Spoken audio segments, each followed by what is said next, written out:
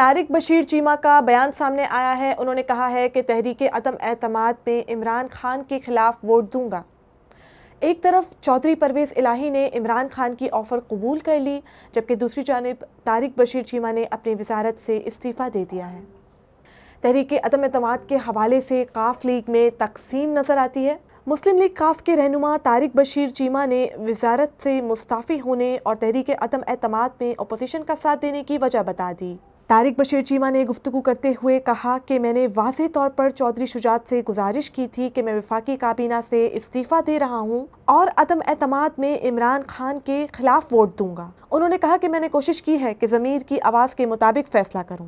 ان کا مزید کہنا تھا کہ چودھری شجاعت اور پرویز الہی دونوں میں کوئی فرق نہیں، میری اپنی سوچ اور ذہن ہے۔ جس نہج پر ملک کو لے جایا گیا ہے بہت بہتر انداز میں معاملات حل ہو سکتے تھے، لیکن وزیر اعظم نے بہت سارا وقت ضائع کر دیا۔ بعض دفعہ ہمارے پاس کوئی چارہ نہیں ہوتا کہ ہم جیسے لوگ چپ کر کے مستعفی ہو کر بیٹھ جائیں۔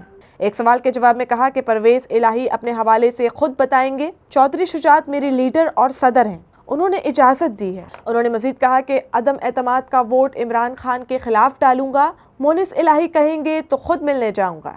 خیال رہے کہ مسلم لیگ قاف میں آپ کو بتاتے چلیں کہ پرویز الہی کی جانب سے وزارت اعلیٰ پنجاب کی حکومتی پیشکش قبول کرنے سے پہلے ہی طارق بشیر چیمہ نے وزارت سے استعفیٰ دے دیا۔